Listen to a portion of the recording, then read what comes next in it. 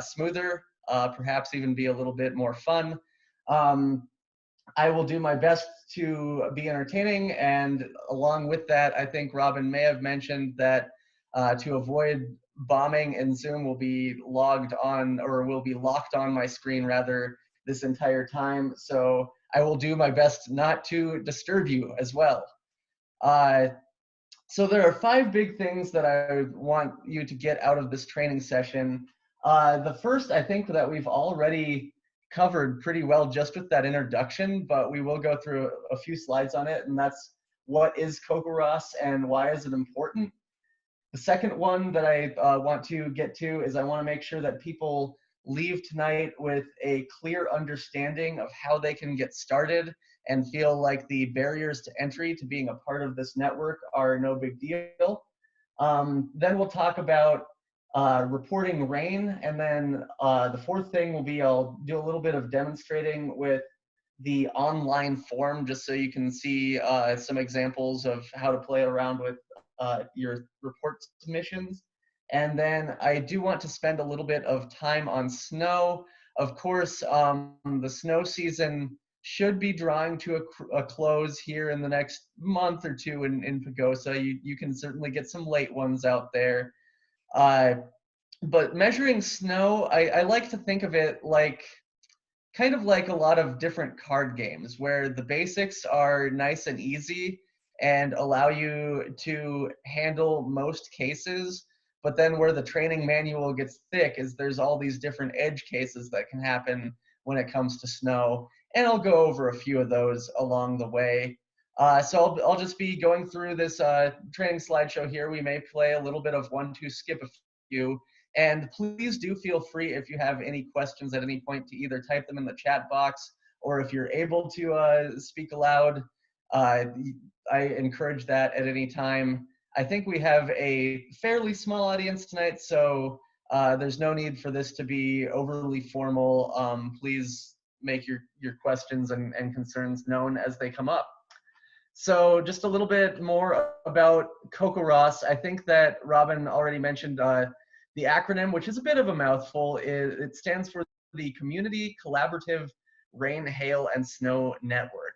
And what it is it's a nationwide effort, and now even international effort, to measure precipitation daily in your backyard or on your property, report it to the same source, and we use those measurements to create beautiful maps like this every day. So this is an example of the CoCoRaHs map for this morning across the lower 48.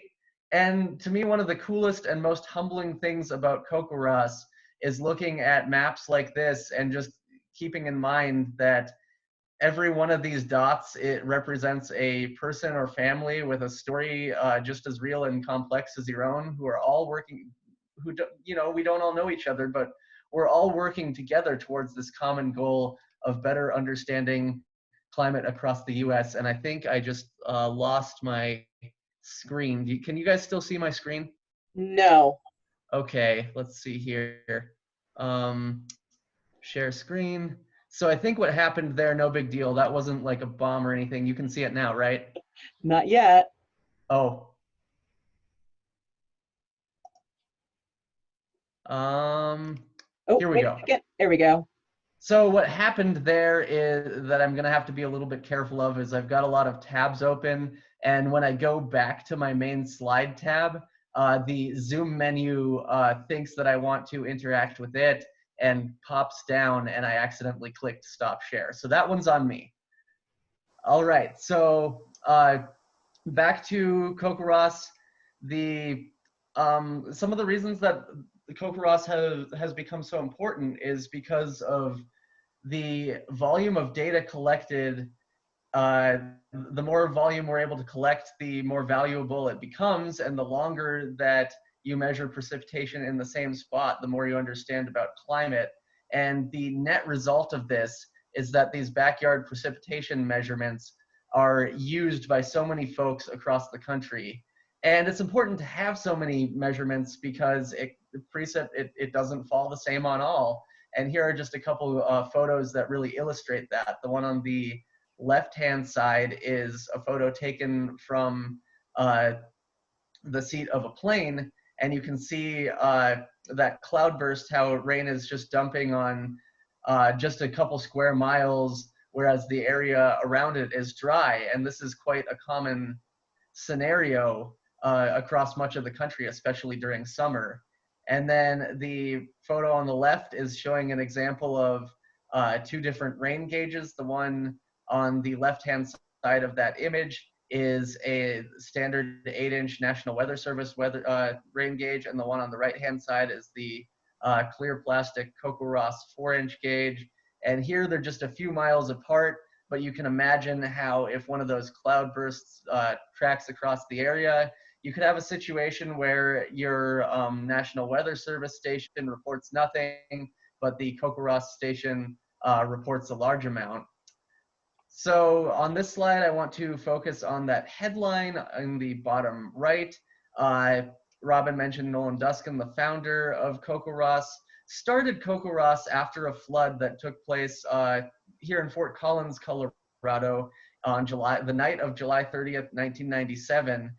This was a situation where 14.5 inches of rain fell over one evening on the west end of town, where the rain was heaviest, but just about 5 miles away, the rainfall total was only about 1.5 inches. So that goes to show how drastically things can change over a short distance, particularly during summertime thunderstorms, and how devastating things can be where the rainfall is heavy.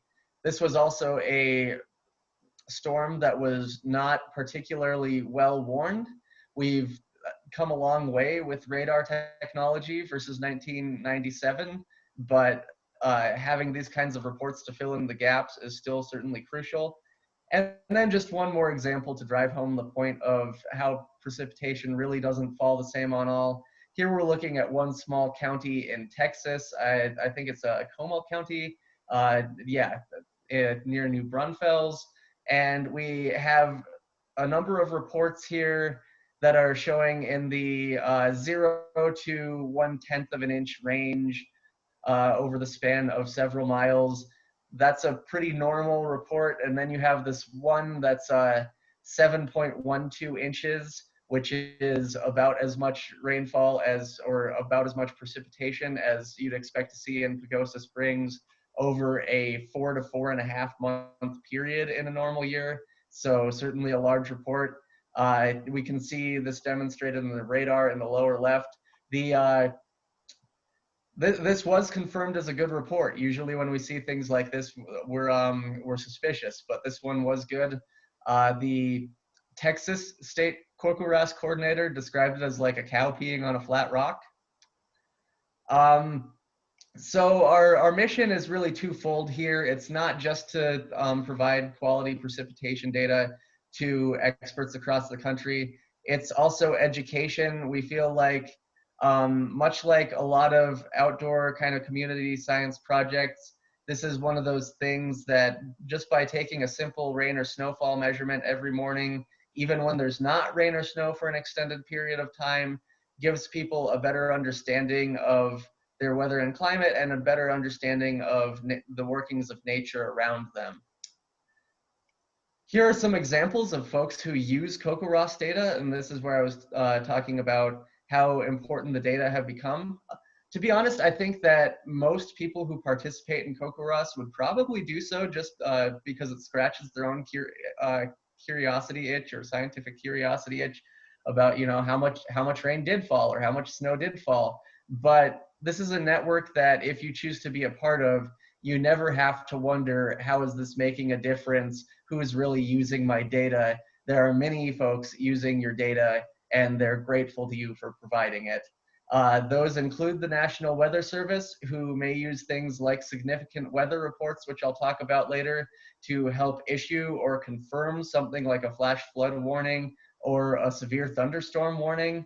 It includes hydrologists such as river forecast centers who use these data to help build their models to see what's going to happen with rivers when the snow melts. It's used by emergency managers and city planners to help with disaster preparedness and mitigation, insurance adjusters, USDA. One of my favorites on the list here is mosquito control. There's a correlation in most places between when it's wet and when mosquitoes are a pain.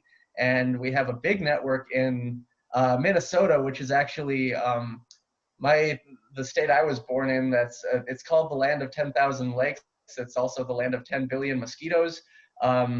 We have a big network of stations in Minnesota that are measuring rainfall concurrently with mosquito measurement stations. I'm not exactly sure how mosquito measurement stations work, but it's just an interesting connection. And then folks like the Drought Mitigation Center, who care not only about when it rains, but when it doesn't rain. So I'll talk a little bit more about that in a bit as well. Here's just a couple of quick endorsements that I want to bring up. So here from River Forecast Centers from the National Oceanic and Atmospheric Administration, your data has filled in the holes in our NWS and USGS gauge network. It is also useful to improve the bias used in our multi-sensor precip estimates. The more ground truth, the more accurate our river forecasts are. Here's another endorsement from the National Hurricane Center saying we use the CoCoRaHs data in our post-storm summary to describe the overall impacts of a tropical cyclone event. And I've definitely noticed CoCoRaHs stations mentioned when reading through hurricane reports. Just one more quick one from the National Operational Hydrologic Remote Sensing Center. In some places, CoCoRaHs represents over 50% of their snowfall observations. And in places like the Northern Plains, those are crucial for estimating what the river flow is going to peak at along, say, rivers like the Missouri River and the Red River in the north central portions of our country. So hopefully that properly motivates what CoCoRaHs is and why it's a desirable network to participate in. One thing we were talking about before the call as well is while times are crazy, it's also a social distance safe activity. So with that, I'll get into how you can sign up for CoCoRaHs and a little bit more about measuring precipitation. So signing up for CoCoRaHs is simple. You just go to CoCoRaHs.org or CoCoRaHs.org. I'll bring up a tab here with CoCoRaHs. And sorry, I've got to be careful once again to make sure that I don't accidentally stop sharing my screen. And then on the left-hand side of your page, you will see a link that says Join CoCoRaHs. So what you'll do if you want to sign up is click on that, and then it looks like maybe my internet is a little bit slow here, but what it's going to do is it's going to bring up first this country designation, and then just a quick application form with your name and address so we can properly cite your station, as well as just a couple other short questions. We're really not trying to data mine you. We're just trying to make sure we can set up your station. Your application will take about a day to process, and then you'll get an email from CoCoRaHs headquarters saying, congrats, you're in. I've shown you a number of photos of the CoCoRaHs official rain gauge already. The next step, once you get the congrats, you're in, is to go to weatheryourway.com. They're the site that sells the official CoCoRaHs rain gauge. They're on sale for $32.75 right now. One of the reasons I wish I was there in person is I'm usually able to give away a gauge or two for free. Unfortunately, right now, I don't know how we could make that work. One of the things that I like to do with these kinds of sessions is do a trivia question or two about your local climate area, and maybe hand out a gauge or two to the folks who answer it correctly. We can maybe do that at the end of the session today, and we can discuss perhaps the logistics of shipping a gauge or two from our office. But the base price right now is $32.75. So that's how you get started. And then once you have your rain gauge and your account, And when you get that email from CoCoRaHs saying congrats, you're in, basically you will be given the option to set up your login info, your username, and your password, and you will be given a station ID. So I'll just real quick over here move to an example from my station. So I'm COLR 1200. And so what that just means is CO for Colorado, LR for Larimer, and 1200 means I'm the 1200th 1200th or 1200th observer to sign up in Larimer County.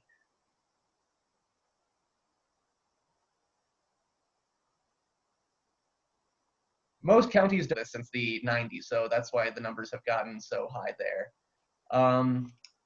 Let's see, back to this screen.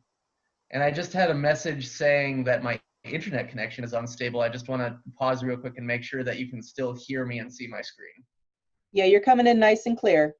All right, that's great. So once you're signed up, get the all clear, get your station. The next step will be to set up your gauge. So that's what we'll talk about here. So first I'm going to show you where to put your rain gauge. We're not going to talk about hail pads so much due to time constraints. Pagosa doesn't get all that much hail. We can talk about it a little bit. I'll talk about how to measure rainfall with your gauge, and then I'll be focusing on how to report that measurement, and then a little bit about the finer points of measuring snowfall. So here's a picture of a CoCoRaHs rain gauge in a nice open field, and we have this beautiful storm and rainbow behind it. And this photo is not only picturesque, but it's basically in a photo of an ideally situated and set up CoCoRaHs rain gauge. So there's a couple things going on here. First of all, the gauge is out in the open, under the nice open sky. Your rain gauge wants a nice, clear, open, unbiased view of the sky. So this is great. It's out away from obstacles and nice and level. You'll also see that it's sitting above this 4x4 wood post that it's been screwed into. And the rain gauge, if you order it, will come with mounts and brackets. So as long as you have the wood, you can set it up just like this.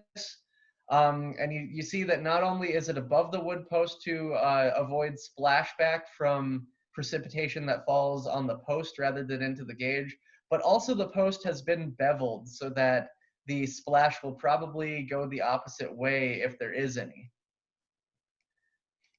Places not to put your gauge. So my number one all-time worst place to put your gauge is not the one in the lower left-hand corner, although that's certainly not an opportune place to put your gauge. The worst place to put your gauge is in the box. And we see this a lot where folks get excited and sign up, don't follow through. And it's really unfortunate because those rain gauges could be doing so much good out in the open, observing nature. Obviously, below the your gutter is not a good place either. That's put in there as a joke, but it would be an interesting scientific experiment in your own right, in its own right, which is why I say it's not as bad as leaving it in the box. But obviously, if we want representative measurements of what fell precipitation-wise, we don't want everything that's draining off of your roof into this tiny little funnel. Here are some more realistic but still poorly placed gauges. The first one in the lower left there, you can see near the person's overhang to their house that shades the deck. It's only a couple feet away from the deck, so this could still potentially cause problems with splashback or create problems with perhaps rain shadowing your gauge. So the further you can get away from large obstacles, the better. The second one, you'll notice if you look up at the tree that there's more open space than non-open space. So a lot of times you may get a surprisingly representative measurement out of this, but oftentimes you may not as well. So certainly you want to find a clearing.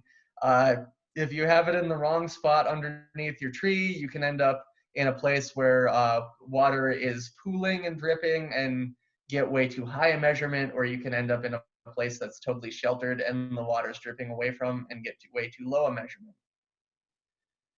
A couple other things to avoid.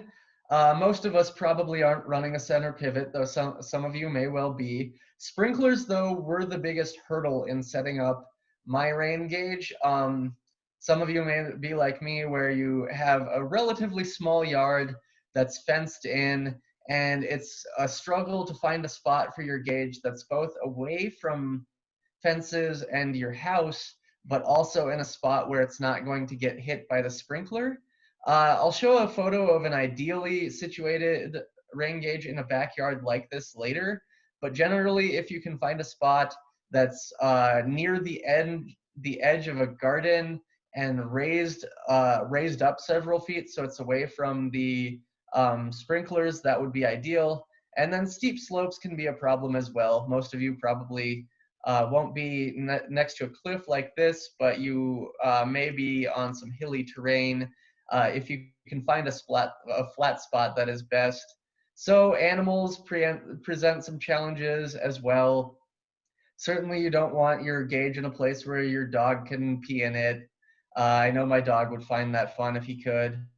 Birds also are creatures that have a reputation for using rain gauges as toilets, and there are some ways to avoid this. If you have this problem, I can get you in touch with some people or resources on how to better prevent it, but it usually takes putting something spiky around the ring of the gauge. Most people don't end up with this problem. I haven't ended up with this problem. Bears are included as kind of a fun example for most training sessions, but in Pagosa, it's not out of the realm of possibility. I don't think they'd be frequent visitors, though.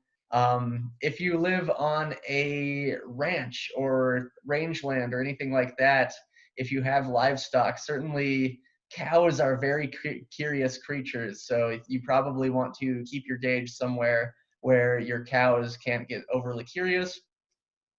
Another example of a bad sighting that we see a lot of, that Nolan is demonstrating in this photo, is along a fence line here. The red arrows indicate what happened with a wind current, and this is particularly problematic with something like a snowfall event where the fence creates a bit of a windbreak, and your snow may be falling through this area, and then it receives a bit of a boost from the wind current going over the fence and just decides to bounce right over your gauge. Another thing that can happen in a non-wind driven event where everything is sticking is the snow may pile up along the fence line, and as you can imagine, as it starts to fall on your gauge, it may not even be a quarter of the way full before snow is piled up along the fence line enough to block your rain gauge, and you may get an undercatch that way. Here are some good photos of ideal placements for your gauge. This is an example of an ideal residential placement. This is more or less the model that I'm going with, is right on the edge of the garden, but where the sprinklers will be facing the opposite direction.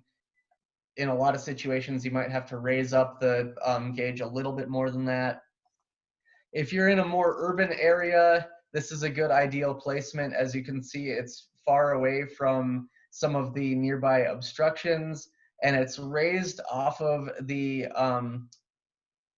enough here that you won't get splashback.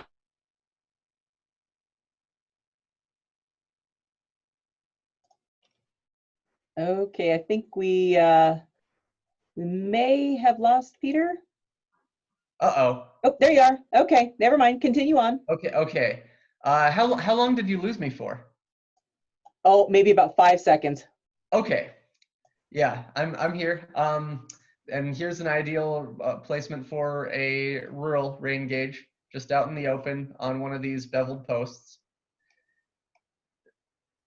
The best possible sighting for getting a representative catch during a wind-driven event is twice as far away from obstructions as they are high. In rural areas, this is typically realistic, but in a lot of developed areas, it's not. So my general advice is do the best you can.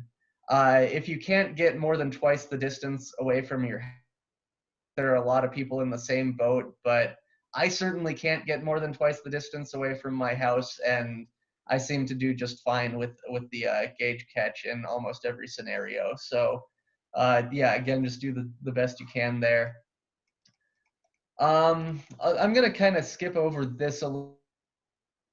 Well, the closer to the ground you can be, generally the better. You don't want to be more than 2 feet. You don't want to be less than 2 feet, rather, because then you get into splashback territory. But 5 feet is generally a good guideline for more developed areas. In my situation, 5 feet is probably good for avoiding sprinklers, and I think there are a lot of situations like that. We talked about the beveling and leveling, so I'll go ahead and move on from that. So now we need to talk about when to measure and accuracy and consistency. So I showed you a map of the nationwide CoCoRaHs map earlier. You can't report at any time during the day and end up on that map. You can report at any time during the day, but the map is really meant to be a snapshot in time. I'm just going to go back to that real quickly. So we get a nice, beautiful picture of what fell over the last 24 hours if everyone is measuring near the same time of day and at intervals as close to 24 hours spaced as possible. If folks start reporting at every different time of day and just reporting at random intervals, I think that's probably the bigger problem, is when people say report at 3 p.m. one day and then 7 a.m. the next, and they're all over the map. Uh, it quickly becomes comparing apples and oranges, and we can't get depictions that are this pretty a snapshot in time. So the measurements that end up on the CoCoRaHs daily map are the ones that are taken centered around 7 a.m., but you can be anywhere within the 4:30 to 9:30 a.m. window. If you're like me, you'll never be up measuring at 4:30, but there might be days where you sleep in a bit, and I typically do my measurements at 7:30, but especially on days where it's not snowing around the time of observation in the morning. If it gets submitted a little bit later, maybe 8:15, that's not a big deal, but certainly try to keep it within that 4:30 to 9:30 window. Okay, this slide is more dealing with how to actually read your rain gauge and a rainfall measurement. So the slide is demonstrating why the inner tube reads the way it does.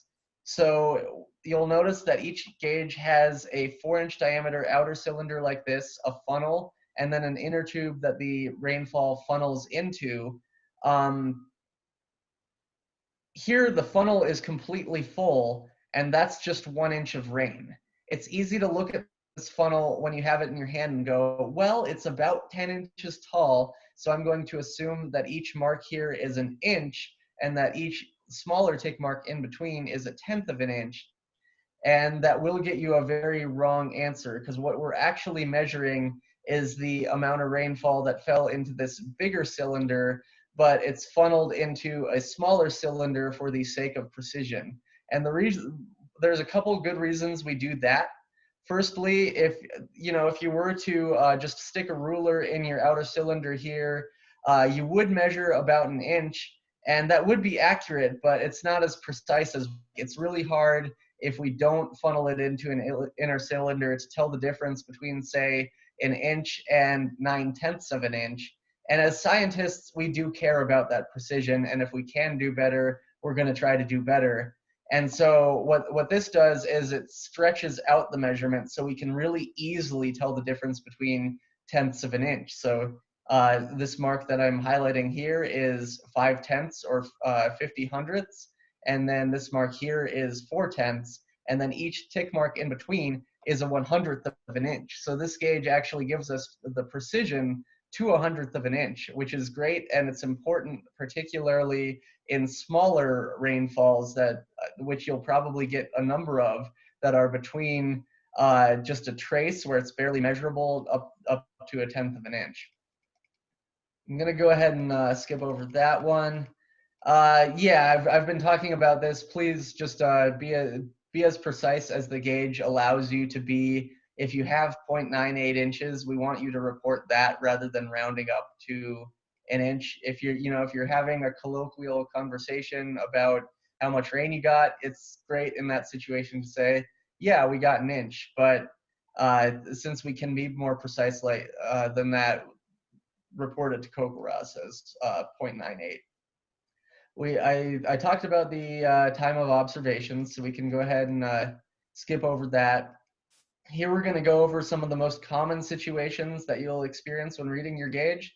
The most common one, as you might guess, is that no rain fell. So on the majority of days, in the majority of locations, even better locations, this tends to be true, that the most common measurement is 0. We still want you to get on the website or on the mobile app and report 0 on those days.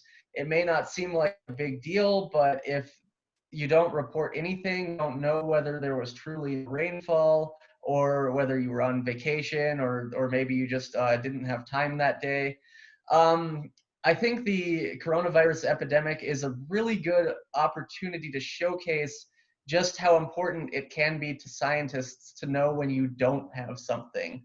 And this is kind of like that, where if we're trying to track a drought, if somebody has reported much less than normal precipitation over a 6-month period, but they're not reporting every day, it's hard for us to say, whoa, this is a really big deal. It's easier for us to say, well, they're missing a number of reports. It could be just that they missed a few important rainfall events. So the slogan that we like to use is be a hero, report your 0. And here's a good example of a number of people doing just that during the Texas drought in 2011, reporting their 0s. And you can see in the image in the lower left just how damaging that drought could be in certain areas. Arguably, the next most common reading you will have is a trace. Sometimes you may hear a little bit of a pitter patter on the roof, or you may even see a couple droplets outside. And then you go and you're excited and you want to see how much rainfall you got, but it's not even measurable. And in those situations, I would go onto the form and measure or enter a T for trace. And as you go up in reporting amounts, things become less common, but I think I read in a study somewhere that on average, it's like the 12 wettest days of the year give you half of your yearly precipitation. And that, of course, does vary by location. And I think it's even fewer days give you half of your average annual precipitation in more arid regions. But precipitation tends to be pretty boom or bust. You're going to have a lot of days of 0 or trace or low measurements, but then occasionally you'll have the big ones. You probably remember something from grade school studying the properties of water where it forms a meniscus when it's sitting in a container. A rain gauge is no different due to the surface tension of water. It sticks to the edges of the gauge. And once your inner tube fills up, it will make a meniscus over the top of your inner cylinder. But as it's going up, it'll actually, the meniscus will form the other way as the surface tension will cause it to inflate up the tube a little bit. We want you to measure from the bottom of the meniscus.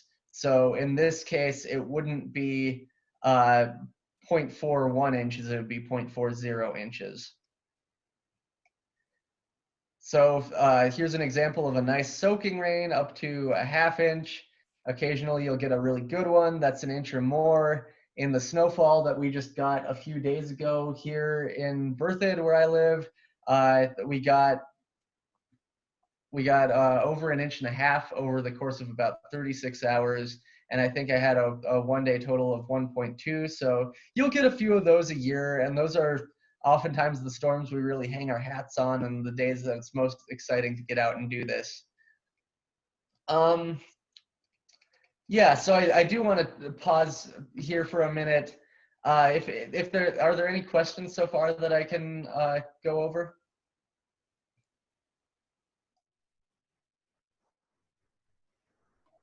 I'm not seeing any in the chat. If you'd like to unmute yourself, we do have a small enough group that you're able to participate that way.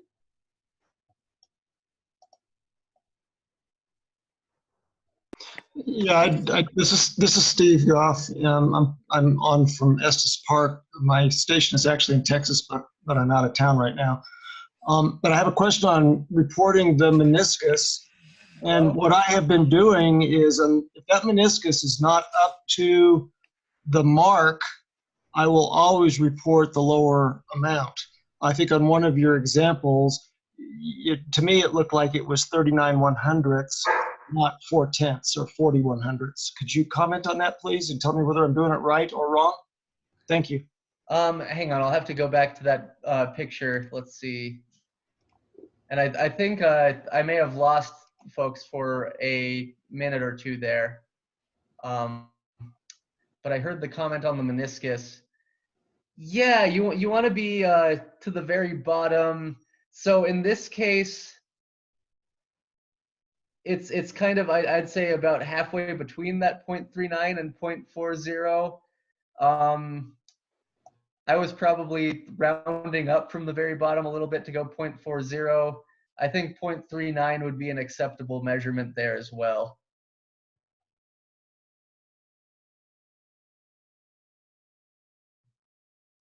Okay, thank you very much. Mm-hmm. Any other comments, questions? I just chatted a question to Peter. Let's see here. So Peter, I'll go ahead and read that to you. Yeah, please. It says, we had a couple of brief spritzes yesterday. Ground was wet at one point, but this morning, not even a drop in the gauge. So I reported 0 and included a note. So in that situation, you'd probably want to report T for trace.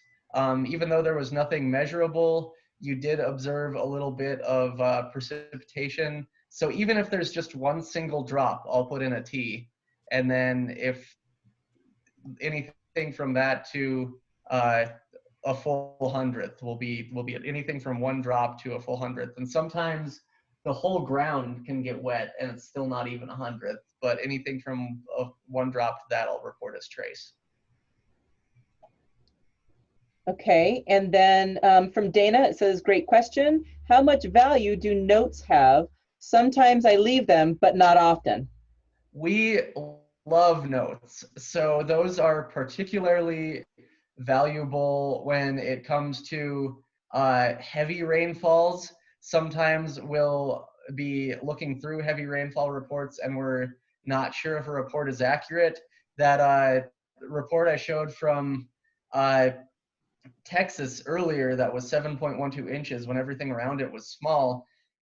If there were no comments on that, we would likely remove it and we'd try to get in contact with the observer to verify it.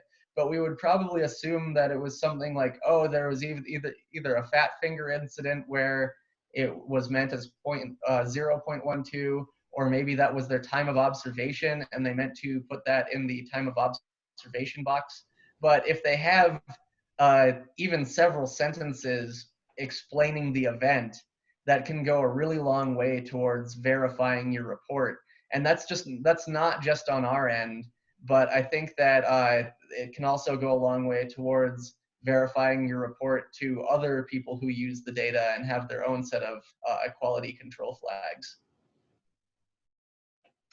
Okay, and Steve is asking again, can you speak to dewfall as opposed to trace? Sure. So a dew event is, when the temperature, usually on a summer night or morning, gets down to the point at which condensation begins to occur. And we don't report dew. So if you had dew in your backyard, but you didn't observe any droplets or any rain actually falling from the sky, that would be reported as a 0. Okay, and from Dana, On a scale of good to very, very bad, how bad is it if you sometimes do batch reports into the site, like once a week? Is it better than nothing? Way better than nothing. On a scale from good to very, very bad, I would put that far towards the good end. So the ideal would be if you're reporting every day at exactly the same time, but here's where it's important to mention that we know all of you who are doing this are volunteering your time very graciously and are doing the best you can. And if you're able to log your rainfall daily and submit batch reports at the end of the week, that's still super valuable. Um, Another option there is if you're not able to report every day, or if you're just going on vacation and you're not able to report every day temporarily, you can leave your rain gauge alone for a week or 2 weeks or however long you need. And then when you come back and observe it, you can enter what's called a multi-day accumulation report, which the link to that appears on the left-hand side of the CoCoRaHs page when you're logged in. And that'll allow you to specify the start and end date and enter your precip that way. That's still way further towards good than very, very bad on the scale described. Okay, Dana also wants to know about recording snowfall. She has started out excited to do it this winter, but thought it was really involved since I'm not at home all day to record snowfall events quickly. I guess now I am because of COVID. Oh, sure. And snowfall is a little bit more complicated. And I think what I'm going to do, because snowfall is so valuable a thing to discuss, particularly in Pagosa Springs, where it can come in big dumps at times, is I'm going to kind of skip ahead to the snowfall section. Just a couple quick things before I do that. Firstly,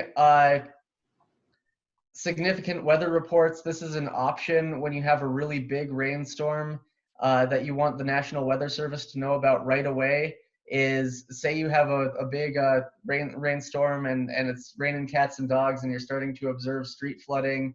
You can take a measurement in and then you can go onto CoCoRaHs and add it as what's called a significant weather report, which is also on the left-hand side of your page. And the Weather Service will get that data in real time. And those have been used to either confirm or issue both flash flood and severe thunderstorm warnings at times. So that's a bit of an aside and a bit of a CoCoRaHs, I guess, life hack to make your data even more valuable. We've talked about some of this. There's also a separate hail report online that you can use.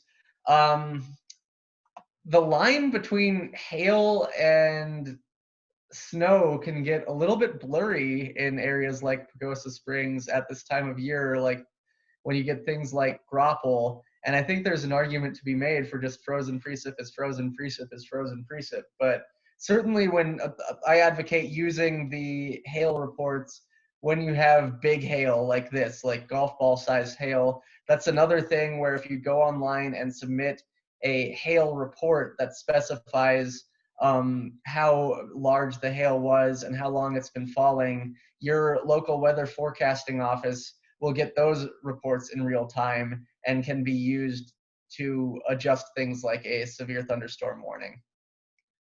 So with that, I think we should get into snow measurement. I think that's the last and one of the most important things to end on.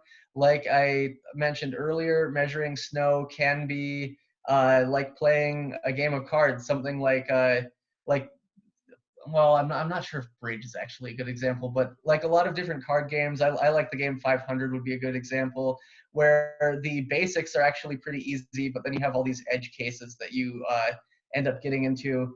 And I think the most important thing that I want to emphasize about measuring snowfall before I even get into the basics is that if you have questions, that is more than okay. And you're welcome to email me or email info@cocorahs anytime you have a question, and we will get back to you with the answer, or we will connect you with someone who knows the answer to your snow question. So that's the biggest thing, is that while snow can seem more involved at times, just know that you have an umbrella of support around you, and any specific situation that arises, you can contact one of us and we'll get it squared away.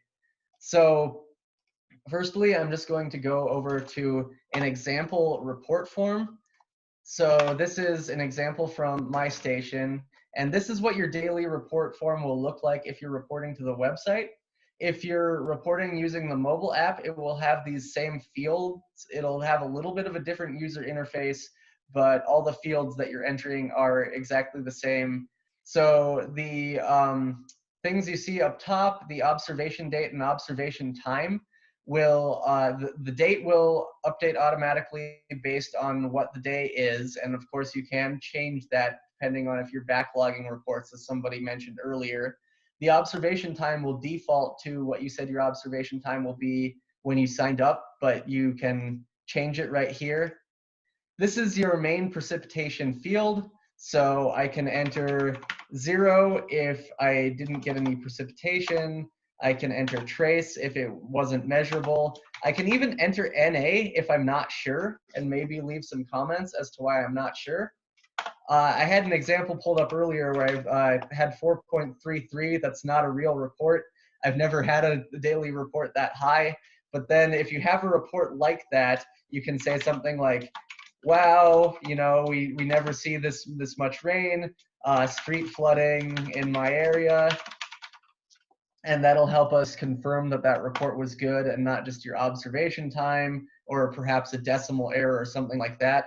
But then we get into snowfall, and you'll notice that all 4 of these fields are committed solely to measuring snow. So there's a number of different things to consider when you're measuring snow. And here I want to just loop back to the point that, again, you all are volunteers who are graciously offering your time. Don't feel pressured to enter every one of these fields every day, particularly if you're in an area where snow stays on the ground for sometimes months at a time. You may not want to get out and take a snow core measurement every single day of that continuous snow cover. If you're doing that once a week, that's great. So with that, let's get into snowfall. The snowfall report of just how much snow fell over the last 24 hours is this first field that I have highlighted here. You measure that with just a normal ruler. There are resources on the CoCoRaHs webpage where if you have a ruler that measures in 1/8 or 1/16, you can convert that to tenths. If you have a ruler that measures in tenths of inches, that is ideal. The melted value from your snow core is if you're to plunge your rain gauge face down into the snowfall and then excavate that rain gauge, and this is where I really wish I could mime out demonstrations, and then melt out that snow, that would be that value. Again, feel free to leave these as NA if you don't have the time. I want to loop back to this main precipitation field because notice what it says here, rain and melted snow to the nearest 100th of an inch. So if you have either a snow event or rain snow mix, you do not report your snowfall total here. You report your snowfall total in this field that I'm highlighting. The main report will always be a measured liquid amount, so we can fairly compare rain and snowfall. If you are only able to take a snowfall measurement and don't have the time to melt it down, then in that case, you can again leave the precipitation field as NA. Let's see here. I want to go back to my main slide deck and talk a little bit more about some of the different situations that come up. So yeah, there's 2 primary ways in which snow is measured. One is sticking a ruler in the snow, and here we have Nolan measuring snow off of a snowboard. It's ideal if you can have a like say a 12 by 12 or 18 by 18 inch piece of plywood that's painted white for your snow to accumulate upon. Even more ideal if it's raised off of the ground a little bit like this. In most situations, you can get away with just measuring what's in the grass, but be sure to make sure that measurement is from the bottom of the snow to the top of the snow. Sometimes there's a pocket of air between the bottom of the snow and the grass, so those can be a little bit misleading, but oftentimes reports in the grass can be good. And then the liquid content from snow is what Nolan's demonstrating here on the right-hand side of the page, where it's actually taking your rain gauge and plunging it face down into the snow and measuring it that way. Oftentimes when it snows, that's how I like to do my main precipitation measurement, and that's a valid way of doing it as long as it's not a rain-snow mix. So in a rain-snow mix, you'll want to measure just what fell in your rain gauge as you have it out. The rain gauge has both the funnel and the inner cylinder. Throughout the majority of winter, I leave those out because when you are expecting snow, you don't want to get in the way of it accumulating inside your outer cylinder.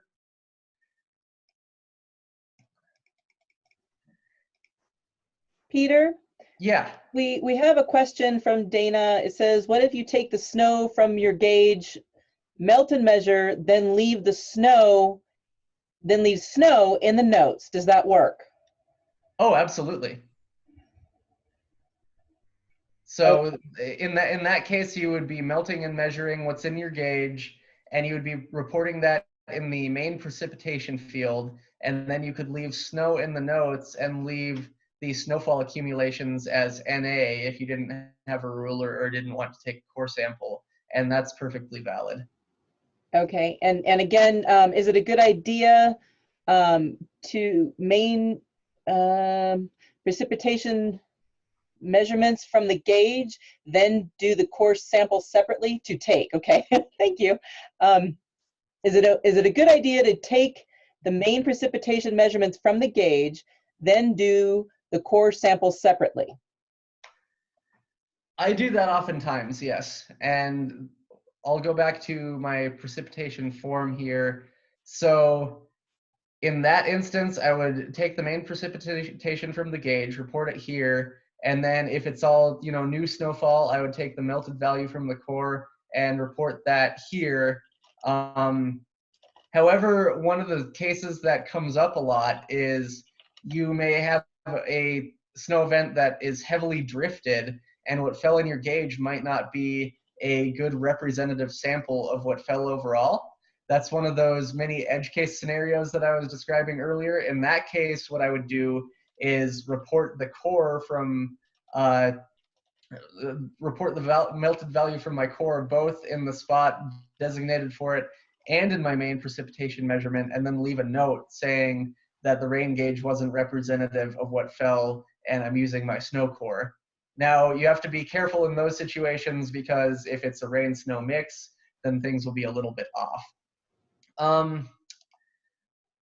Let's see, on the main slideshow here, we have a whole slideshow dedicated only to snowfall measurement. I'm not going to go through the whole thing, but I will go ahead and bring it up here. So training slideshows, and in the case of basically any of these edge case scenarios, if you're somebody who really likes learning by just reading through things, we have almost every scenario covered in this in-depth snow training. A couple other ones that I want to mention are you may run into scenarios where especially in springtime like this, where it's snowing at your time of observation and it continues to snow through the early to mid-afternoon, and you may have a maximum snow depth of 4 inches, but between the snow settling under its own weight and the bright sun coming out after the snow is done, you may measure much less than that at your observation the next morning. In those cases, it's best to try to measure the snowfall at its max depth, but we recognize that, again, you're all volunteers and some of you have jobs that won't allow you to be home to capture the snow at its max depth, so you do the best you can, again. And if you feel like the snow that you measure when you're able to measure is not at all representative of what fell, you can just mark it as NA and then leave a comment, perhaps describing what happened. Another scenario that I brought up earlier that can happen quite a bit is where we have big drifts of snow. In those situations, it's best to take multiple snow measurements and try to capture an average of what fell. And then you can, again, use the comments to your benefit and maybe describe, my snow measurements ranged from 1.1 inches to 4.3 inches. I went with 2.5 as an average of 4 different measurements, but there are some drifts. Would be a good example of measuring that kind of snow event. And then the last edge case that I think I'll discuss is when snowfall is accumulating differently on different surfaces. If you have a snowboard out and it's accumulating on your snowboard, that's the surface that I would say you should use in most scenarios. If there's something funky going on where it's not accumulating on the snowboard, but it's accumulating on the grass and other surfaces, then you can again use the grass and leave a comment letting us know what happened. And as I'm working my way through all these scenarios, I'm realizing that perhaps one of the most important takeaways is there is power in comments. But I think with that, I probably want to go ahead and wrap up and just leave things open for questions and comments for the remainder of our time. Terrific. We did have a question from Joe Tedder. Sure. He says, what are your thoughts on using electronic weather stations to report rainfall?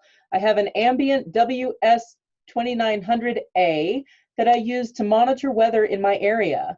It's interesting to see online results from other weather stations in the area. Yeah, so we, I think measuring both precipitation and other weather variables like temperature and wind speed using electronic weather stations is a fantastic thing to do. And I know a lot of our observers like to compare what fell in their electronic gauge to the CoCoRaHs precipitation.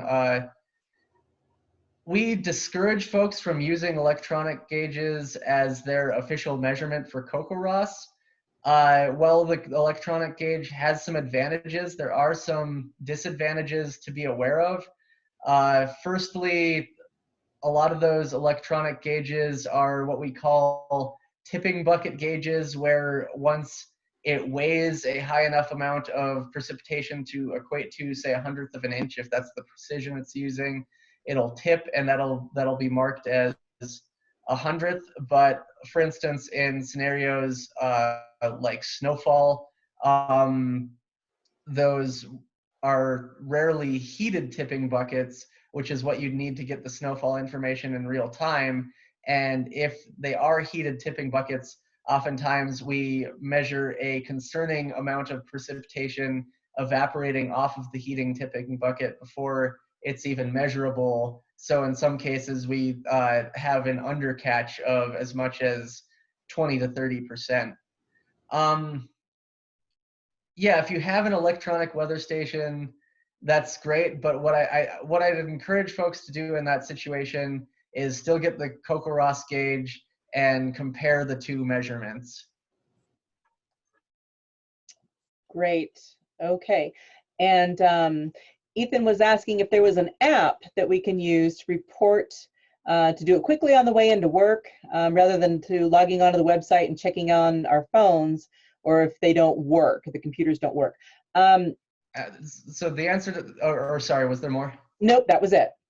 So the answer to that is absolutely. There is a CoCoRaHs app. If you just type CoCoRaHs into either your iTunes App Store or Google Play Store, I think on any major app download that you may have, whatever your provider may be or whatever your phone may be, whether it's a Droid or iOS, we should have you covered. If you type in CoCoRaHs and an app does not come up, please let me know. But I do most of my reporting on the mobile app. That's good to hear. Yeah. Okay, do we have any further questions? I have a question. I have Sure. trouble with mine freezing, and I'm afraid it's going to break because yeah. our temperature is so fluctuating. Yep. Any suggestions? Yeah, so the biggest recommendation that I have there is just when you're expecting snow, to keep the funnel and the inner cylinder inside, uh, and collect your snow with just the outer cylinder, then bringing it inside and using the funnel and inner cylinder inside to get the liquid measurement. Those are especially the inner cylinder is the piece that we have the most trouble with breaking. The CoCoRaHs outer cylinder is pretty hardy. That's not to say it's invincible. If you ever have the outer cylinder freeze and break, let us know and we may be able to ship you another one at reduced cost, particularly when we notice that folks have been reporting reliably for years and then have something happen with their gauge. Due to the service that those folks have provided, we really try to have some funds available for just that situation. Okay, and Bill would like to know, what does the logo represent? Yeah, so the logo is on the outside of the logo, it's a raindrop, and then the middle of the logo is a rain gauge. Awesome. So I don't know that it represents anything beyond that. No hidden meanings there, huh? Yeah. Okay, great. Bill, sometimes difficult to get the gauge off my stand when it's frozen. So I don't always report at 7 a.m. Any suggestions? Yeah. When the gauge is hard to dislodge like that, I typically recommend just leaving it. And if it's still snowing at your time of observation or something going on like that, what I'll do is leave it to the next morning and file a multi-day accumulation report for the 2 days rather than just the one. If it's a situation where it's been done snowing by the time your observation rolls around and no new snow falls in between when your observation time normally is and when you are able to dislodge the gauge from its mount. In those situations, you can just do a daily report as normal, and you may you can use your time of observation as the time you initially went out to observe. And again, there's power in comments where you can say, I'm submitting this at 2 p.m. because I couldn't get my gauge off the mount. It was frozen, but no precipitation has fallen since then. We'll certainly be more than accepting of that report.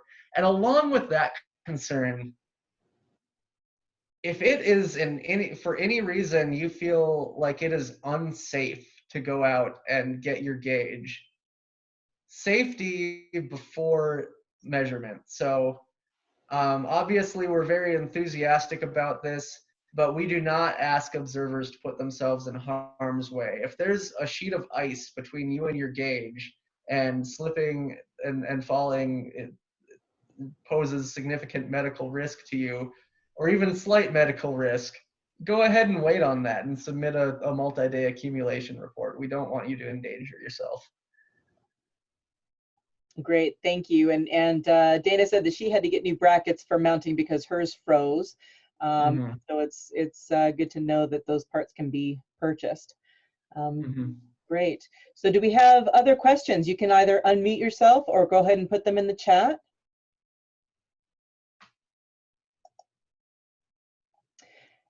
Have people endangered themselves in order to take CoCoRaHs measurements?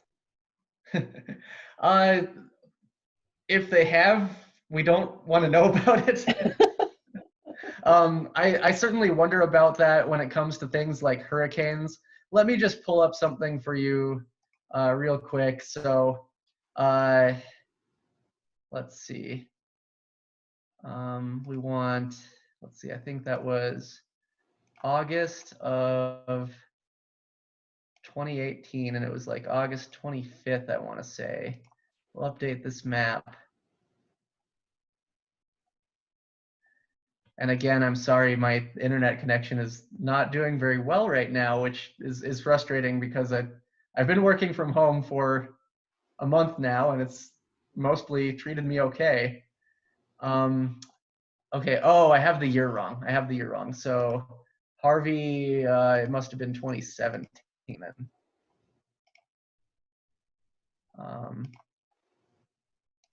Yes, and Bill says that it's dedication when somebody risks their with their health to go take a CoCoRaHs reading. And Dana says everyone in Pagosa understands poor internet connections. Darn, so I still don't have the date exactly right, but the point I was going to make is that we had an amazing number of reports during Hurricane Harvey, and you know, it was really cool to see the map, but at the same time we were just really hoping that people were staying safe. And I've got it close now. Here we go. Maximum report of 25 inches. So that's more than Pagosa's average precipitation total from one day during Hurricane Harvey.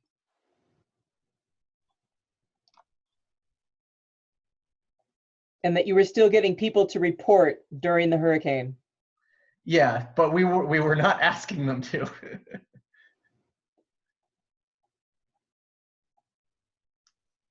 Wow, what a great collection of data points there. I mean, it really shows a clear picture of what happens during those heavy weather events.